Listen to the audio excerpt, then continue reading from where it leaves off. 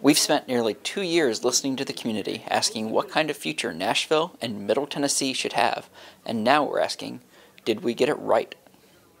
The preferred future is our proposal for what goes into the plan. It's not done yet, it's not adopted, and there's still time to change and comment on it. There are 6 key factors, 6 goals we're trying to achieve.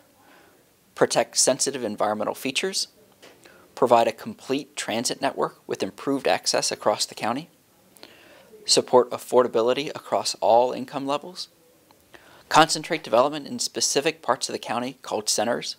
We'll talk more about those in a moment. Support infill, new homes within existing neighborhoods close to centers and transit lines. And protect and enhance the character of our communities.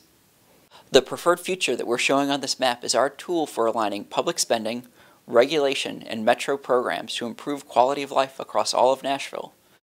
It's to ensure that new development and redevelopment are in line with our community's values.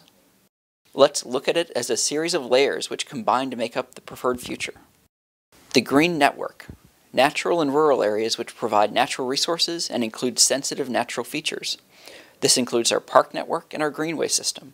Our focus here is preserving and expanding and restoring these green areas. Neighborhoods are existing areas which provide a mix of housing types and character. Some are rural, some are urban, some are suburban, and they have small pockets of retail and employment along with civic uses like churches and schools. Generally, we're trying to preserve neighborhoods' character and strengthen the way they support their residents. Transitional and infill areas are the brown sections on the map, most of them along major roads. These are areas of higher density housing which provide a more gradual change between commercial centers and neighborhoods, so that we don't have large commercial or industrial buildings right next to single-family homes. One of the big advantages of doing it this way is something we call missing middle housing. These infill areas will include a variety of housing between the two extremes of really commercial and really residential. That would include triplexes, fourplexes, different kinds of bungalows and apartments for a smooth transition between larger development along the main roads and residential back in the neighborhoods. This helps provide a range of housing prices close to walkable areas and transit. The orange areas on your map are centers, pedestrian-friendly areas which support high-capacity transit use.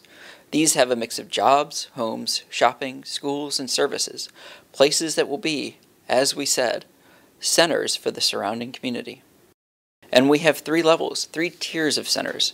Tier 1 are the most immediate, the ones where the most change could happen over the next 10 years.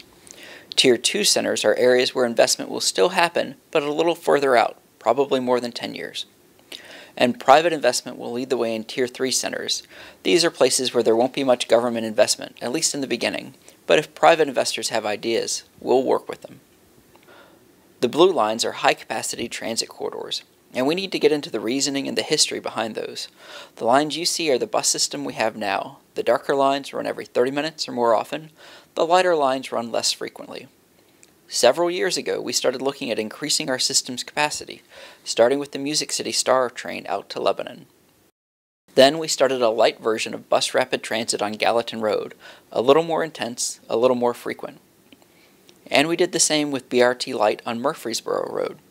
We've also been talking about adding the same kind of service on Nolensville and Charlotte Pikes, and full bus rapid transit with its own dedicated lanes on West End and Gallatin Pike. And with many more people coming to our region, we also plan to tie into regional transit networks and provide connections to places outside Nashville and Davidson County. Most of this is fairly long-term, 10 years or more out, because the level of development, concentrations of housing and other services have to be fairly intense before some of these routes will work. We just need more people in some parts of the county before all of these lines can go into use. We need to grow into it, but the way to grow into it is to start planning that now.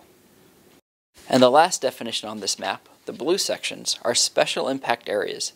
Airports, landfills, areas of intense industry and other uses, which should be kept some distance from residential and are not likely to change. This plan calls for locating new special impact areas in an equitable way, and again, not letting them get too close to housing. So that's a look at the map of potential uses. There are still 2 more concepts we should talk about that are very important to the plan. We have to think of Nashville as not just an island by itself, but as the center of the entire region and the focus of many plans and initiatives which will benefit all of Middle Tennessee. Thinking regionally is important. And so is affordability, not just for low-income residents, but at every income level. Housing choices close to transit, making new neighborhoods more attractive to buyers by planning around sustainability and walkability. The preferred future is very close to what we've been hearing the community wants. From 15 years of community planning, along with thousands of people who have participated in Nashville Next and shared their vision and ideas for the future. So tell us, did we get it right?